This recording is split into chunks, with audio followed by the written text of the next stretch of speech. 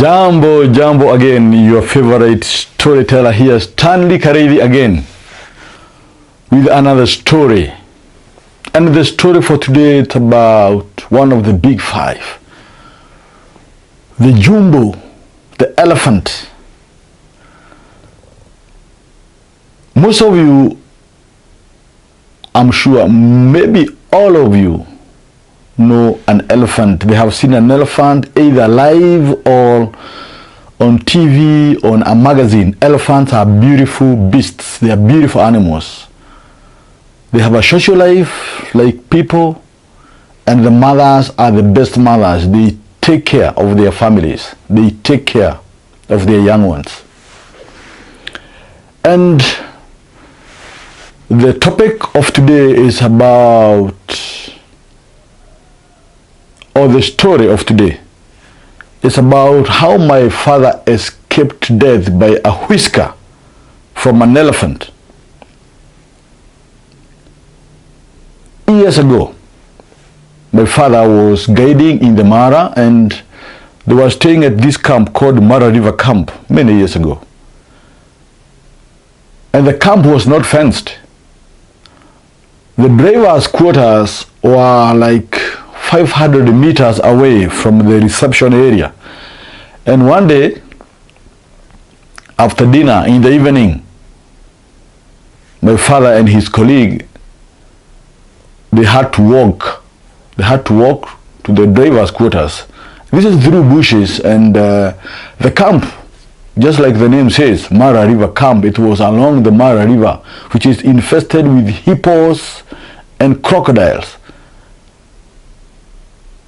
So there is no fence. So at night, all these animals leave. The hippos leave the water and they go grazing out, looking for grass around the campgrounds. They are the lone mowers of the camp. Elephants also come because there is a lot of fresh grass. There is nice trees with nice leaves. So at night, when you go to bed, the animals are out there because this is their home.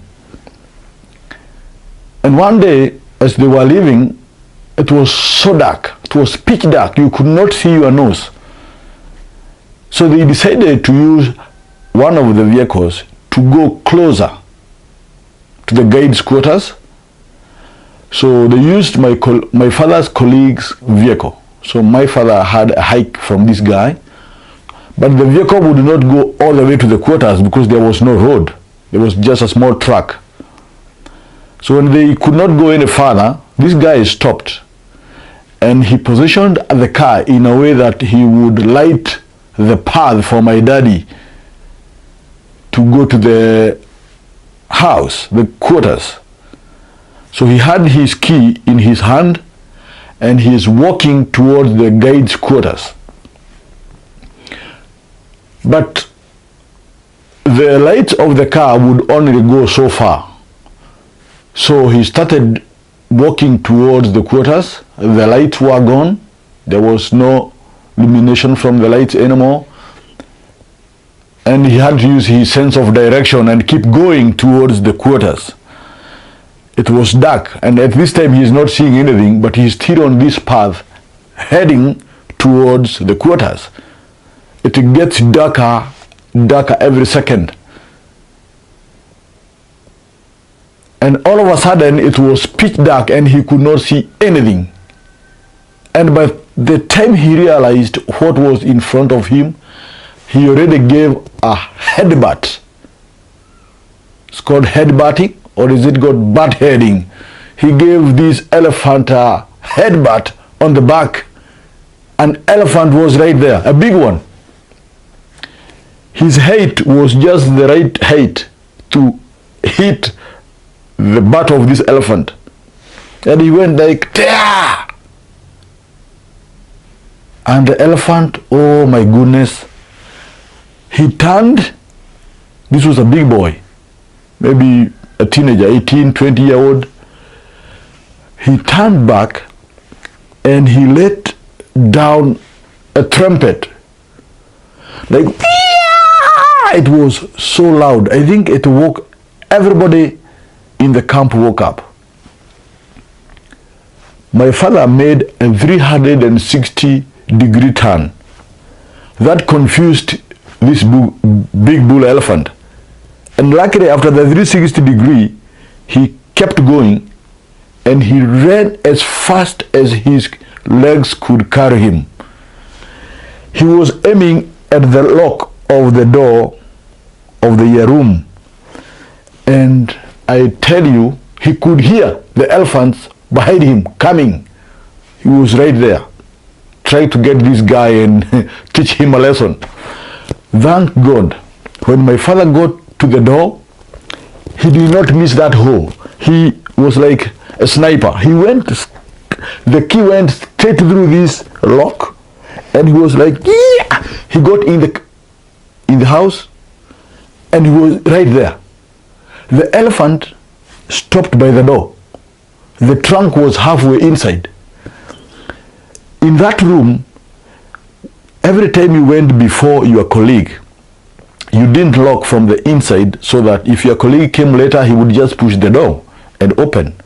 But to keep the door from opening up when you are asleep, you would put a small rock behind the door. You would close the door and put a small rock just behind the door to keep it from opening up. So the elephant was there. My father looked down and he saw the rock, the small rock that they used to put on the door. And that is what he used. He picked that rock, the elephant, the head is right there at the door. And with all his strength, he aimed for this elephant on the forehead, because he thought this elephant was going to push the room, push his way in. He gave this elephant a shock of life. He didn't expect it, the elephant. Right here, with all his strength, he threw this rock and he hit the elephant on the forehead, and the elephant thought it was a bullet. It sounded like a bullet.